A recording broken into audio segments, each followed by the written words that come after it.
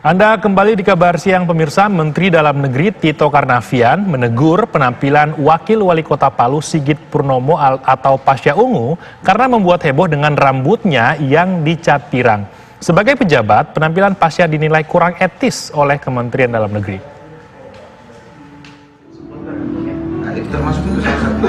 Menteri Dalam Negeri Tito Karnavian menegur penampilan Wakil Wali Kota Palu Sigit Purnomo Syamsuddin Said atau Pasha Ungu. Pasha ditegur karena membuat heboh dengan rambutnya yang dicat dari warna hitam menjadi pirang. Belum ada aturannya, tapi sebaiknya sebagai pejabat negara memberikan contoh etika yang baik ya. Dengan harus bertindak negarawan. Negarawan itu diantaranya termasuk penampilan. Maka dulu di lembaga-lembaga pendidikan, birokrat, IPDN, di lembaga pendidikan yang established seperti menjadi calon pemimpin seperti Akabri, kita diajarkan juga untuk memiliki penampilan yang baik ya.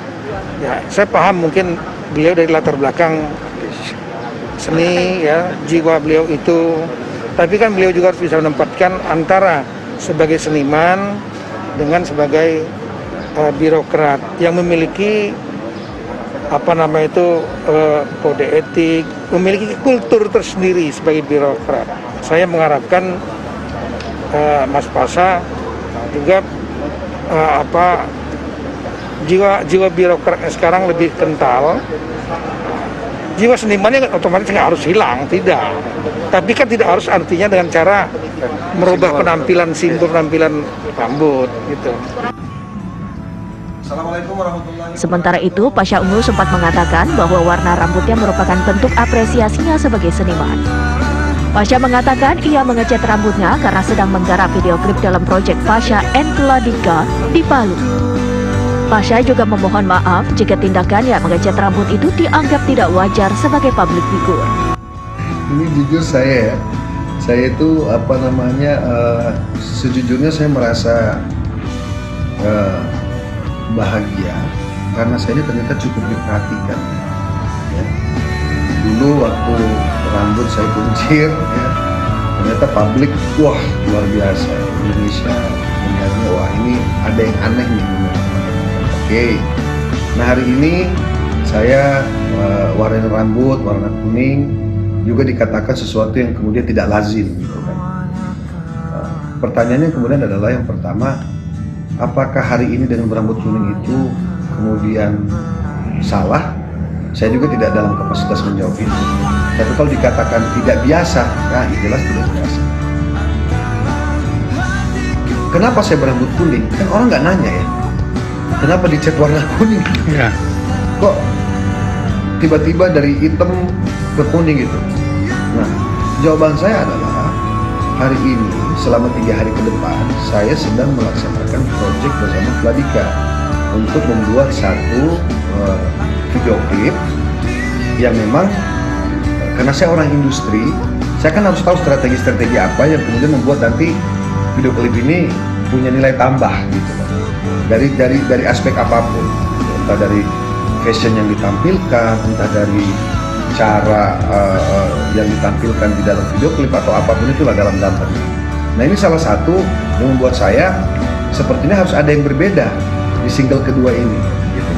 Karena di sini kan Pasha dan Vladika, berarti kan ada dua hal, ada dua hal yang kemudian berbeda, Pasha dan Vladika. Nah di sini Pasha-nya juga harus ditonjolkan, Vladikanya juga harus ditonjolkan.